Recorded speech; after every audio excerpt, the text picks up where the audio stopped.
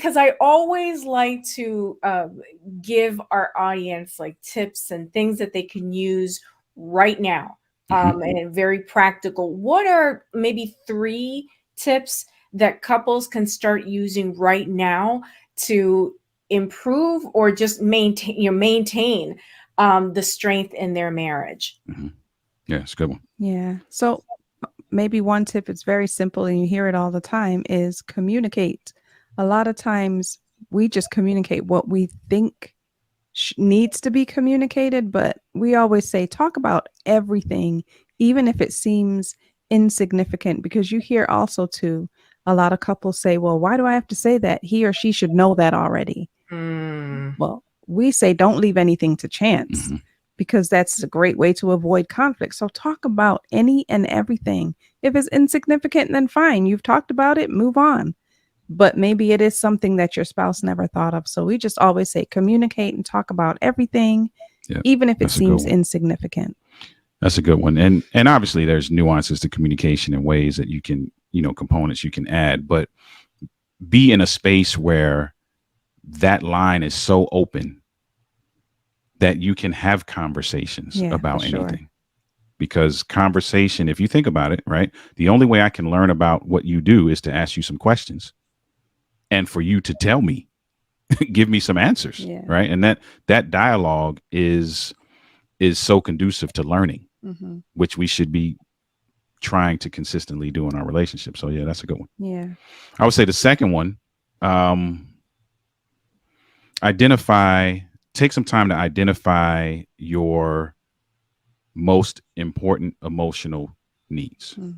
Ooh. So there's all kinds of needs, right? There are needs that make you feel comfortable. There's all these different types of needs. The needs I'm specifically referring to are the needs that when they're met, you tend to fall in love with the person who meets them. Mm-hmm. What are those needs? And then going back to number one, have a conversation about those, identify and then commit to consistently meeting those for each other to create that cyclical process of satisfaction. Mm. Yeah. Yes. Too. So communication, making sure that you identify those essential those needs. Hmm. For some reason, I thought of love languages, like what Yeah, Yeah. yeah. That can definitely be incorporated in that process. Yeah. And for people who aren't really in a space where they, because there's some people who haven't done this before, right? So I'm not even Right, sure how to articulate what that is. Mm-hmm. right. That's a good place to start That's a good place to start. Yeah. because it gives you at least some foundation that you can springboard from and be like, oh, you know what? I thought about this and this too. Right. Mhm. Yeah. Can you give us Maybe, one more? yeah. Sure. A third tip could be to create experiences that build intimacy. Ooh.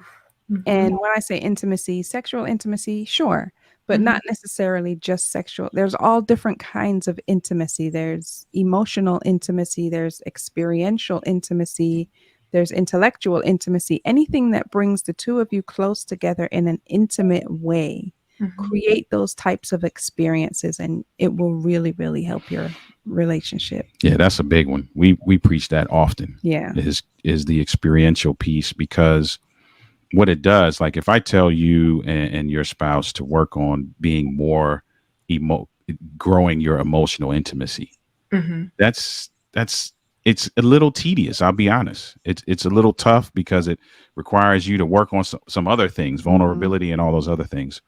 If I tell you to create an experience that puts you in the same place and gives you a common goal, no matter what it is, it could be cooking a meal together. Mhm. Over time, as you create those experiences, you'll begin to see that all of the other things begin to organically grow. You're talking more. Mhm. You're talking more about in-depth things. You're laughing more. You're closer in proximity. There's so many things that are happening that allow your intimacy level to grow. And you look back, or you look 6 months down the road and you're like, wow, we're just like madly in love with each other. How did that happen?